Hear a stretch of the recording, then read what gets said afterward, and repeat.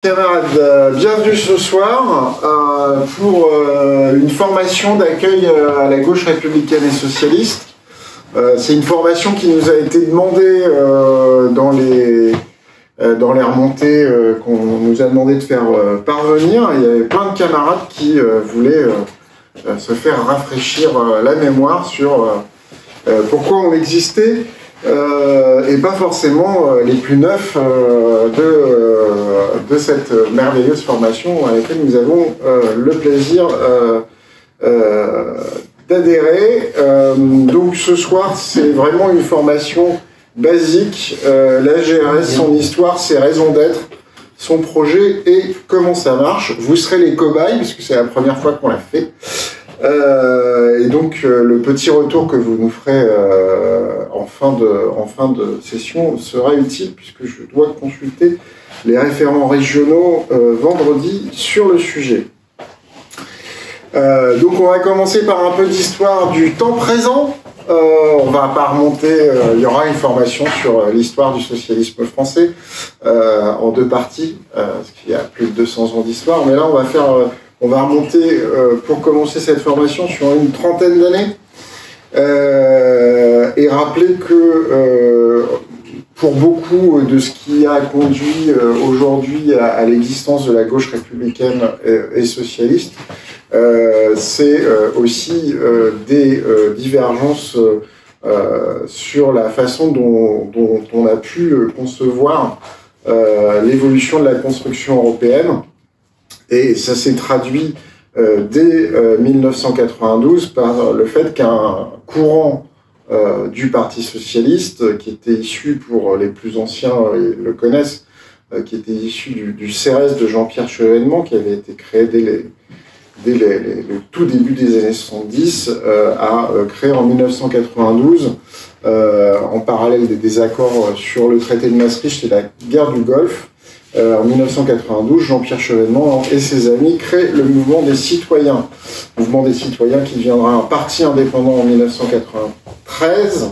Et dans le cadre de la campagne pour les élections présidentielles de 2002,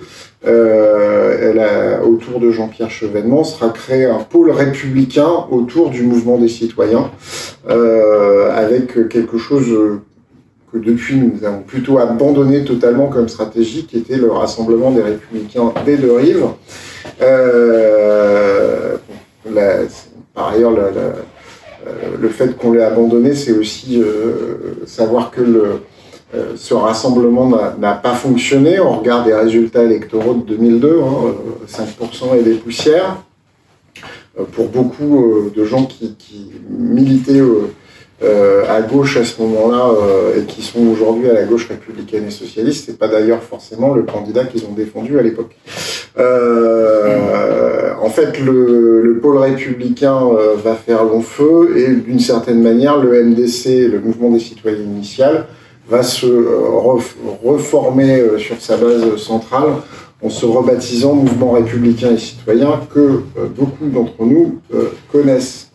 On repart sur le PS, puisqu'en 2005 va y avoir un événement effectivement électoral, mais surtout une campagne civique assez fondatrice en termes d'identité politique et de discours politique, qui sera la campagne contre le projet de traité constitutionnel européen, avec la victoire du non en mai 2005.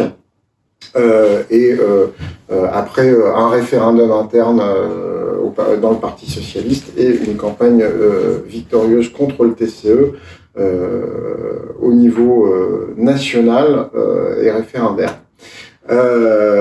En 2008, il y a un congrès du Parti socialiste à Reims qui se passe très très mal. Ségolène Royal arrive en tête de ce congrès. Jean-Luc Mélenchon, qu'on connaît bien aujourd'hui, considère, avant même l'élection du premier secrétaire, en l'occurrence de la première secrétaire à l'époque, puisque ce sera un contre Ségolène Royal, que le combat est perdu et s'en va créer le parti de gauche. Je le dis parce qu'aujourd'hui, dans l'histoire de la GRS, ou plutôt dans les personnes qui ont rejoint la GRS, il y a aussi beaucoup de gens qui ont participé à l'aventure initiale du parti de gauche. Les premières primaires de la gauche en 2011, qui aboutissent à la désignation de François Hollande, et je note pour la mémoire que le MRC à l'époque avait soutenu la candidature d'Arnaud Montebourg. On sait ce qui est arrivé du quinquennat de François Hollande. J'espère que je n'ai pas besoin de refaire l'histoire de ce quinquennat dans le détail, mais va y avoir l'épisode des frondeurs face à la dérive libérale prononcée du quinquennat de François Hollande dès le début, puisqu'il n'y a pas de renégociation du traité Merkozy, et finalement les premiers frondeurs, d'une certaine manière, dès le début du quinquennat, seront les camarades du Parti socialiste qui vont se réunir autour de Marie-Noëlle Lienemann et Emmanuel Morel dans ce qui était à l'époque la motion « Maintenant la gauche ». Donc, c'est comment se termine le quinquennat de François Hollande. Il est incapable de se représenter. Benoît Hamon est désigné candidat du Parti socialiste. Il perd dans les grandes largeurs dès le premier tour avec les 6,34%. Et quelques mois plus tard, il annonce qu'il part Est-ce qu'on peut couper les téléphones? Merci. Ni de son, ni de vibreur. Voilà. Il part fonder un autre parti qui deviendra plus tard Génération. Emmanuel Morel et ses amis vont tenter de faire valoir le devoir d'inventaire du quinquennat Hollande au congrès du Parti socialiste qui suit l'élection présidentielle. Faut dire ce qui est, ce sera un échec relatif puisqu'on fait 20%, on arrive 3e. Et à partir de là, va se mettre en place un processus de rassemblement de ce qu'on peut appeler déjà à l'époque la gauche républicaine, avec un colloque en juin 2018 qui se passe au Sénat et qui s'appelle Gauche année zéro. Et puis en septembre 2018, les universités de rentrée de nos causes communes à Marseille, qui posent aussi les bases d'une stratégie, une volonté de rassemblement de la gauche, incluant la France insoumise, avec un travail de la gauche républicaine qui veut porter justement cette idée de rassemblement de la gauche sans exclusive. Je vous rappelle qu'à l'époque, toute la gauche disait, plutôt le cœur de ce qui est resté du Parti socialiste, disait on discutera jamais avec les insoumis.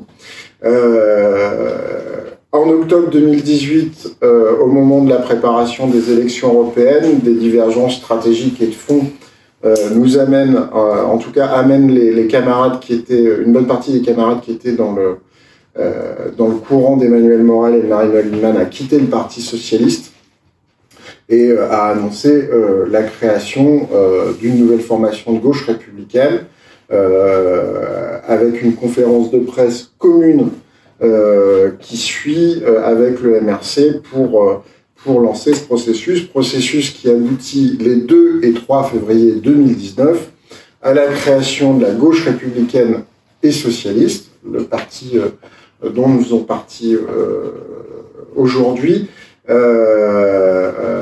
qui, d'une certaine manière, fusionne ce qui était l'alternative pour un programme républicain, écologique et socialiste et le mouvement républicain et citoyen, même si le MRC va toujours conserver sa structure politique propre. En juin 2019, la GRS et LFI, dans le cadre d'un accord politique et électoral, mènent campagne ensemble pour les élections européennes. La GRS aura 4 candidats sur cette liste, donc Emmanuel Morel, Elisabeth Juttel, Anthony Gratakos et Catherine Coutard. Et Emmanuel Morel sera réélu député européen. On était bien parti.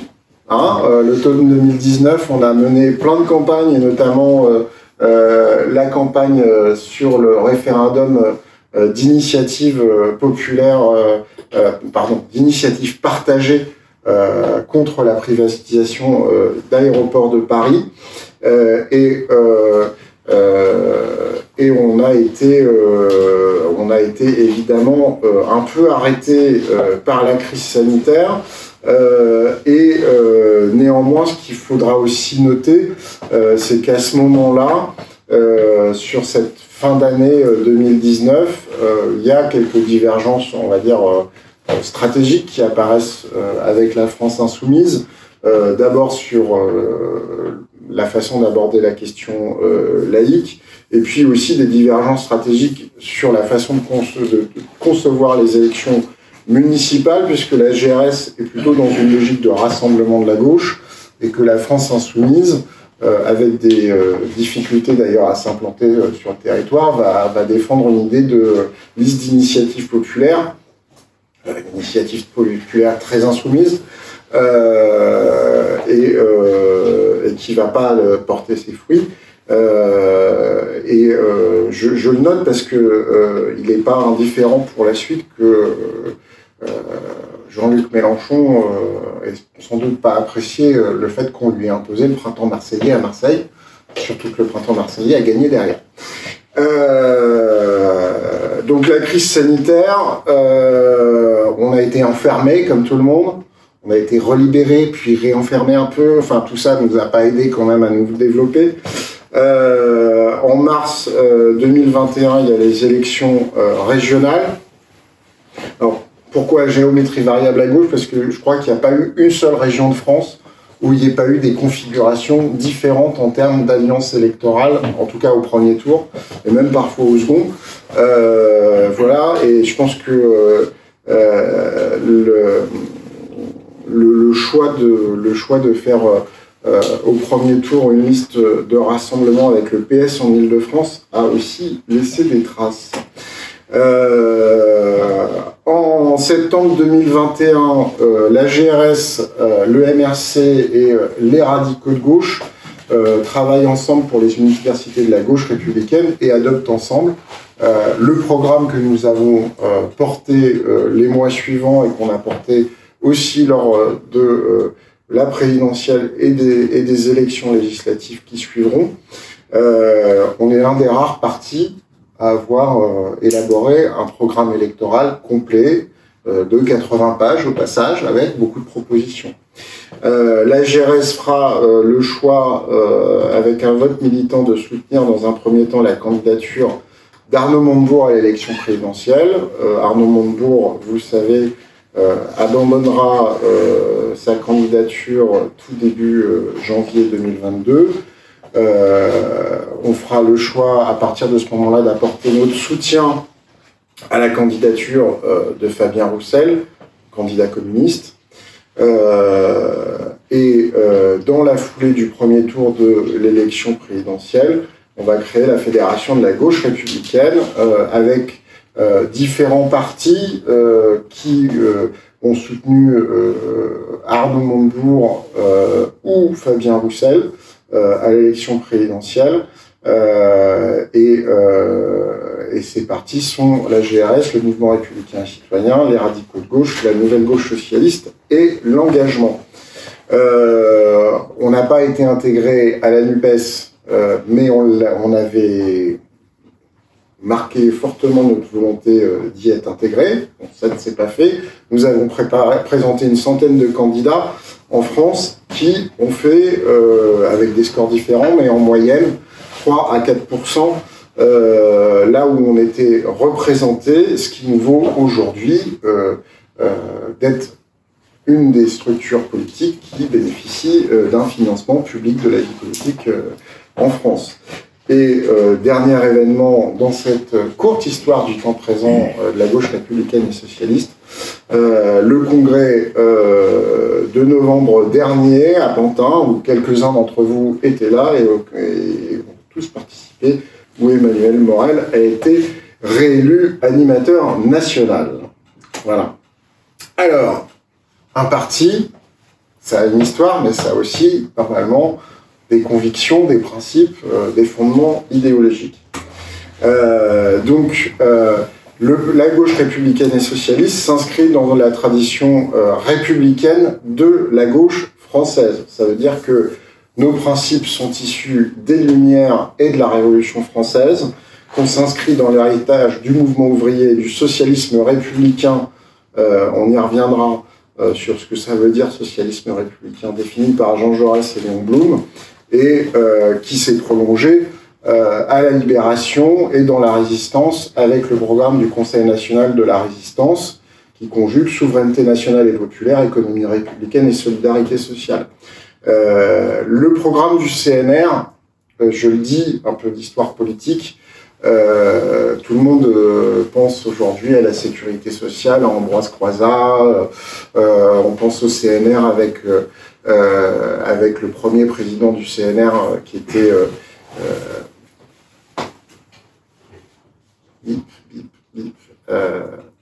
qui était Jean Moulin. Voilà, le premier président du CNR qui était Jean Moulin, mais la rédaction du programme du Conseil national de la Résistance, il doit beaucoup, à l'époque, au Parti socialiste reconstitué dans la clandestinité, sous l'égide de Daniel Mayer. Je dis ça parce que on n'est pas obligé toujours de considérer que le CNR, ça vient d'une tradition politique qui n'est pas la nôtre, ou auquel on se raccroche par parasitisme. Non, pas du tout. Le CNR, c'est nous. Enfin, c'est nos anciens. Voilà. Pourquoi socialisme républicain? Parce que nous ne sommes pas issus d'une tradition, on va dire, social-démocrate qu'on retrouve dans le reste de l'Europe. Il n'y a pas les mêmes conditions sociologiques, historiques. Et notamment, chez nous, on a eu la Révolution française que les autres n'ont pas eu, ou plutôt n'ont pas eu directement. Et la social-démocratie européenne, très rapidement, à partir des années 70 et 80, s'est très très rapidement converti au néolibéralisme. Et ça a mis un peu plus de temps à venir chez nous. Chez nous, la question de la démocratie républicaine est directement liée à la question de la construction de la souveraineté populaire, quand les questions sociales, parfois, ont précédé, dans d'autres pays européens, l'émergence de la démocratie dans ces pays-là. La souveraineté populaire, elle se construit chez nous sur la souveraineté nationale, et c'est parce qu'il y a une nation, un État national, qu'il y a une capacité de délibération collective, donc de démocratie républicaine. S'ajoute à ça le projet de république sociale, qui a commencé pleinement à émerger après la Libération et après le programme du CNR, mais qui reste fortement exposé. On connaît les assauts néolibéraux sur notre modèle depuis une grosse trentaine d'années, et les événements politiques récents, le débat actuel sur la réforme des retraites nous le rappelle gravement. Voilà. Donc la République en France est la forme politique que s'est donnée la nation pour incarner son mouvement et sa nature. Oui, il y a une histoire particulière politique de la France, avec une conception, un attachement très particulier des Français à la notion d'égalité, qui a débouché sur un État social, des services publics, la protection sociale, et une République qui ne reconnaît que des citoyens indépendants les uns des autres. Il n'y a pas d'intermédiaire, il n'y a pas de communauté dans la communauté nationale. Il y a des citoyens. La conquête de la liberté, l'émancipation individuelle, l'émancipation collective, le primat des droits de l'homme, la liberté de conscience, tout ça fait partie de notre culture politique nationale, mais celle que nous rappelons fortement dans les principes qu'on défend à la gauche républicaine et socialiste. Avec une nation qui n'est pas fermée sur l'international. La France a toujours été ouverte à un message universaliste, un message international. Les premiers révolutionnaires qui font la Révolution française, il y en a quelques-uns qui nous viennent des États-Unis et d'Angleterre et qui font souche chez nous. Sous la Commune, on avait des généraux de la Commune qui étaient d'origine polonaise. Voilà, donc à partir de ce moment-là, bien entendu, j'ai commencé tout à l'heure à dire que un des moteurs de la différenciation entre ce que nous concevons comme la gauche républicaine et, on va dire, un parti socialiste normalisé version européenne, c'était effectivement une différence de conception sur la construction européenne, mais on n'est pas en soi opposé à la construction européenne à partir du moment où la construction européenne respecte la souveraineté populaire, celle que nous défendons, ce qui, malheureusement, parfois rentre en contradiction. Donc je le disais tout à l'heure, la nation pour nous est une communauté de citoyens libres et éclairés qui peuvent participer effectivement à la délibération et à la décision publique. Des citoyens libres et éclairés, ce qui veut dire émancipés de la tutelle on va dire des clergés et du marché, avec la conviction que l'ensemble de ces valeurs, l'ensemble de ces principes sont valables pour l'ensemble de l'humanité. Il n'y a pas des peuples pour lesquels ce qu'on considère comme finalement la devise nationale française ne vaudrait pas. Liberté, égalité, fraternité, c'est valable pour l'ensemble de l'humanité entière. C'est pas Jacques Chirac qui va en Côte d'Ivoire, à l'époque du président Houphouët-Boigny, expliquer que cette espèce de dictature soft avec un président qui est tout le temps réélu parce qu'il n'y a pas de démocratie dans son pays, c'est la forme démocratique qui convient à la Côte d'Ivoire. Parce que les Ivoiriens seraient fondamentalement différents, avec une culture différente, et que c'est mieux pour les Ivoiriens qu'il y ait Houphouët-Boigny en permanence jusqu'à la mort. Voilà. Donc non, liberté, égalité, fraternité, la démocratie républicaine, l'aspiration à la République sociale. A priori, nous concevons cela, malgré des adaptations locales et nationales évidemment, nous concevons cela valable pour l'ensemble de l'humanité. Le socialisme comme idéal. Le socialisme, c'est la République jusqu'au bout. Nous considérons que la principale source des inégalités et des dominations réside d'abord dans le système économique d'accumulation capitaliste.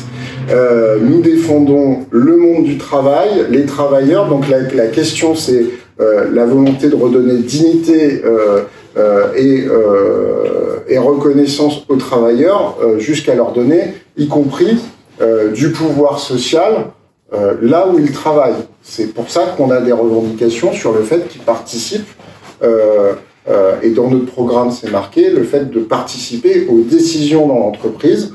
C'est une vieille revendication socialiste, et on la conserve avec nous. La question de permettre des transformations sociales, des transformations institutionnelles, des transformations économiques, nécessitant de faire coïncider majorité sociale et majorité politique. Et c'est pour ça qu'aujourd'hui, l'idéal serait de réussir à constituer un bloc populaire, ce qui nous manque énormément et ce qui explique aujourd'hui le plafond de verre électoral que connaît la gauche, puisque ce bloc populaire est fondamentalement divisé entre des gens qui votent à gauche, des gens qui ne votent plus du tout, et des gens qui aujourd'hui votent aussi à l'extrême droite, même si c'est normalement pas dans leurs intérêts politiques et matériels.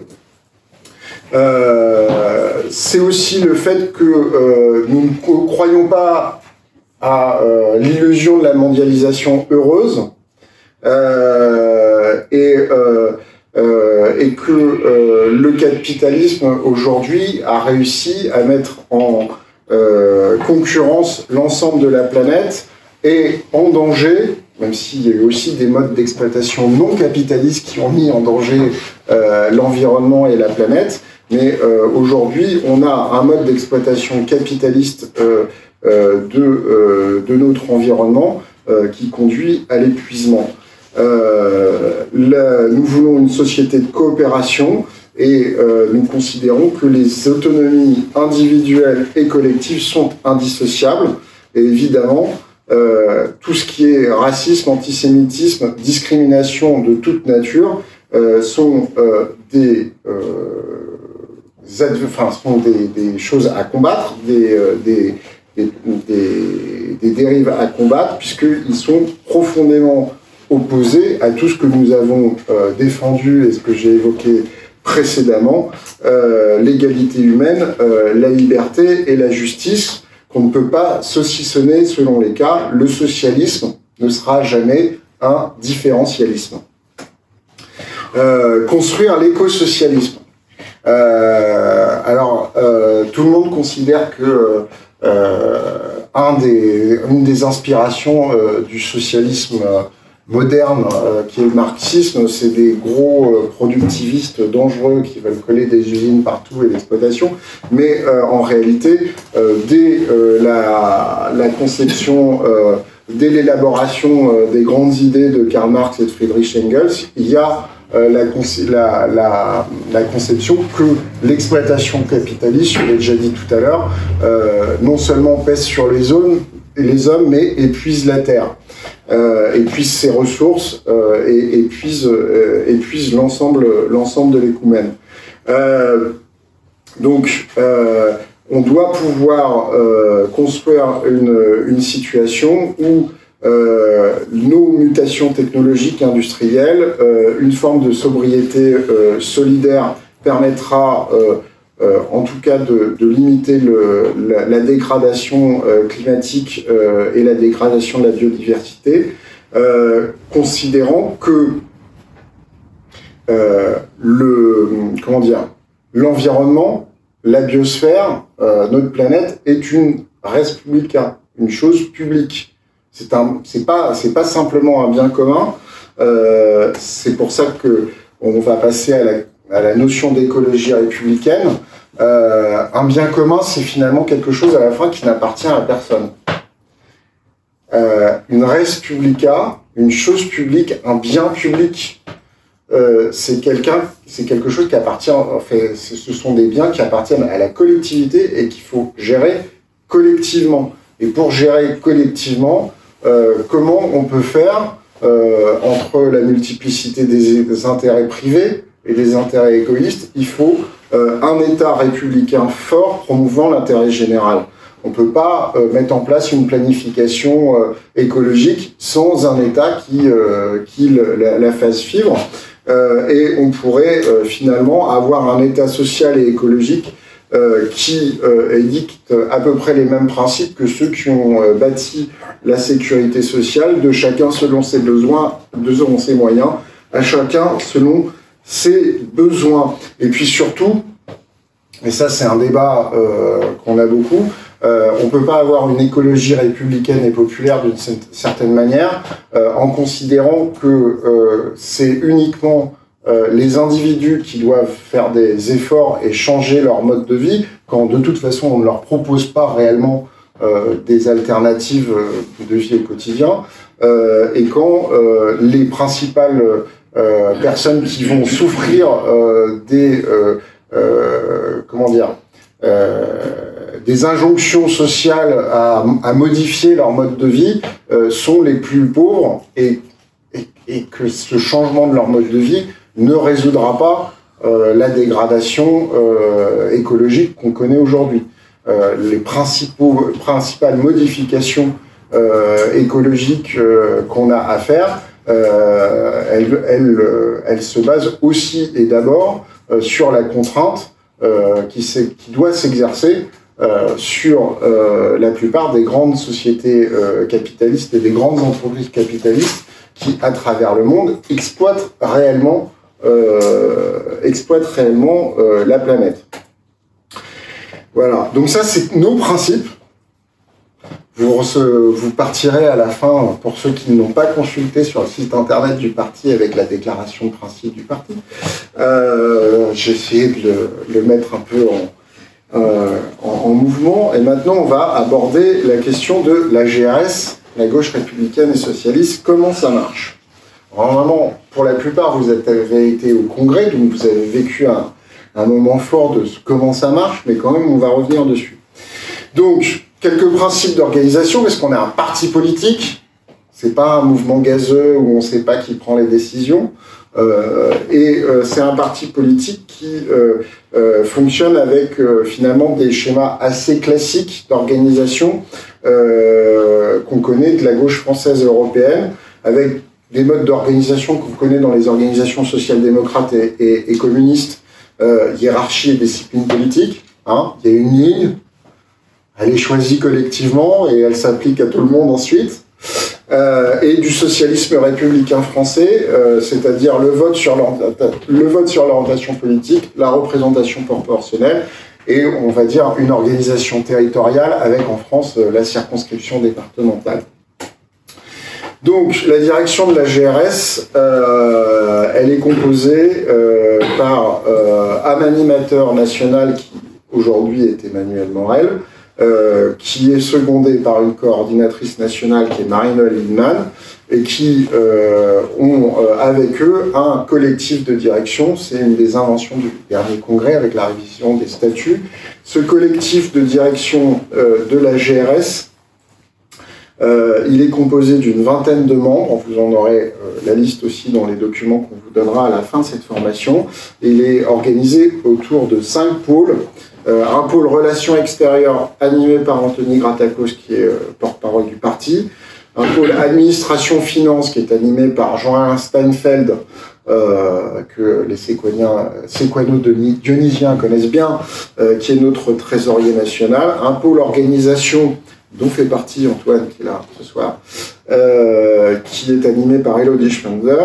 Un pôle idée, formation, riposte, dont vous avez une des réalisations ce soir, vous y participez et que j'ai l'honneur d'animer, et un pôle mobilisation communication qui est animé par Pierre Lefébure, lui aussi issu de la Seine-Saint-Denis. Alors, le moment fort de notre organisation politique, c'est le congrès de la gauche républicaine et socialiste, puisque c'est là qu'on détermine l'orientation politique du parti, au-delà des principes que j'ai évoqués tout à l'heure, et qu'on y choisit nos dirigeants politiques, les deux étant liés. Voilà. Donc, vous avez voté la dernière fois, il n'y avait qu'un seul texte, mais on peut avoir plusieurs textes d'orientation. Il y a des règles pour pouvoir déposer un texte d'orientation qui sera ensuite soumis au vote des militants, et notamment la règle pour déposer un texte d'orientation, c'est qu'il doit être signé par au moins 15% de membres du collectif d'animation nationale. J'en reparlerai tout à l'heure. Le premier signataire de ce texte d'orientation doit l'accompagner d'une liste paritaire, hommes-femmes, shabadabada, qui sont candidats pour le collectif d'animation nationale qui sera désigné à la suite du congrès, et d'une liste de délégués par département qui ensuite iront au congrès. Les militants débattent et votent. Il n'y a pas de vote avant qu'il y ait eu au moins une réunion départementale ouverte aux militants pour pouvoir débattre du ou des textes d'orientation qui leur sont soumis.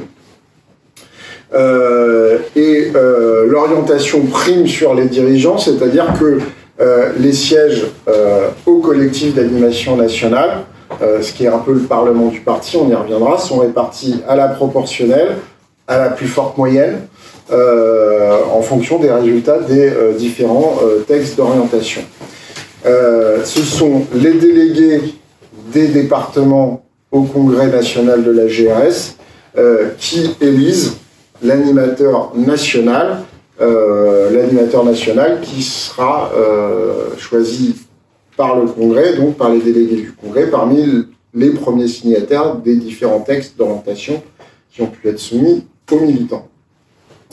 Alors la délibération à la GRS, parce qu'une fois qu'on a fini le congrès, on continue de discuter, on continue de devoir répondre à la vie politique du pays, organiser le pays. Donc il se passe au travers du collectif d'animation nationale dont je parlais tout à l'heure, et qui est le Parlement de la gauche républicaine et socialiste, et qui tranche l'essentiel des décisions et arbitrages politiques du parti, composé de 60 membres qui sont désignés en fonction du résultat des textes d'orientation au congrès du parti, de 14 référents régionaux et de 22 animateurs thématiques. Vous savez qu'il y a des pôles thématiques, c'est une des originalités de la gauche républicaine et socialiste, d'avoir des pôles thématiques où, quel que soit l'endroit où vous êtes dans le pays, vous pouvez participer à des échanges et des réflexions, et tous ces gens-là participent au collectif d'animation nationale, sachant que les animateurs départementaux sont associés une fois par trimestre au débat du collectif d'animation nationale.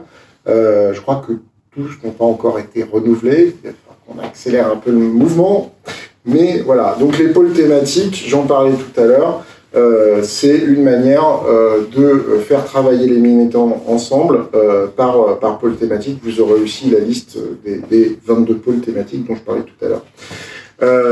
Autre outil de délibération,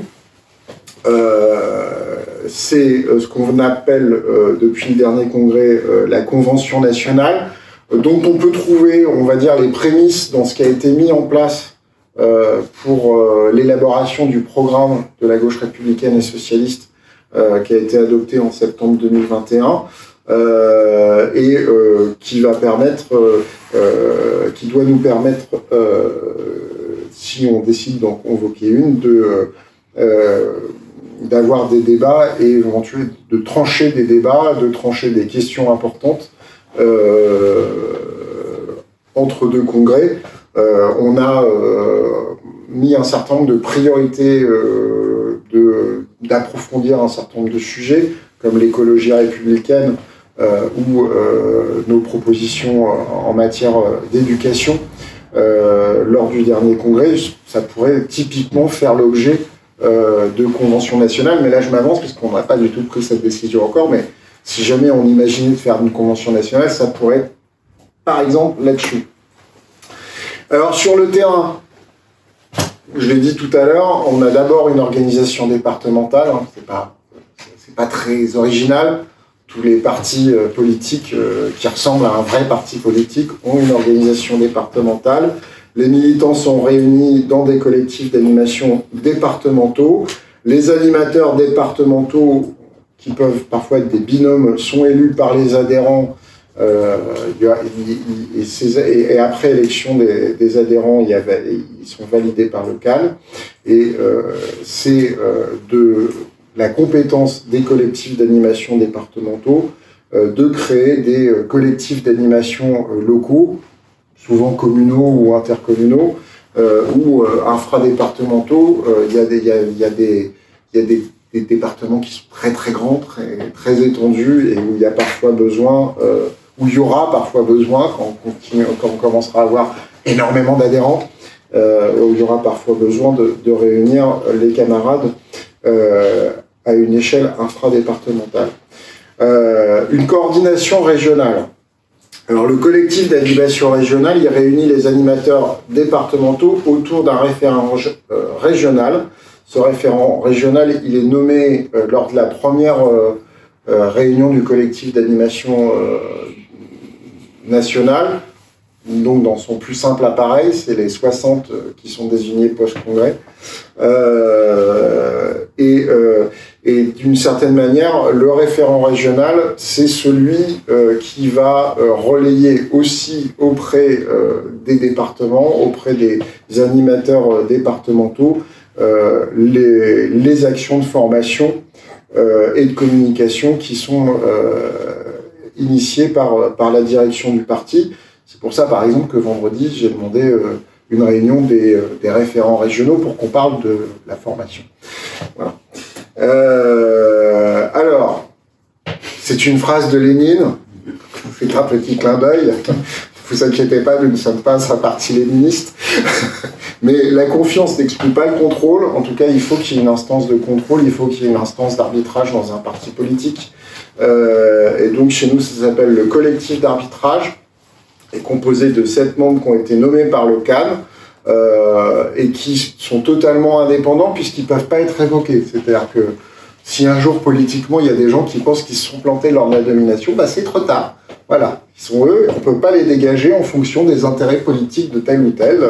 Voilà, et ils ne peuvent pas siéger dans d'autres instances du parti et ils sont là pour vérifier le respect des statuts du parti par toutes les autres instances de notre parti et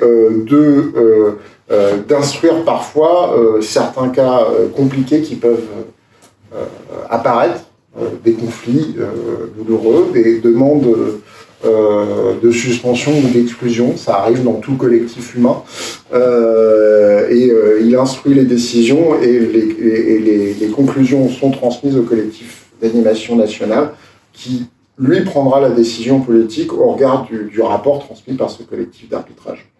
Voilà. Et puis dans le cadre d'un congrès, c'est lui qui, grosso modo, vérifie que toute la procédure du congrès est bien respectée.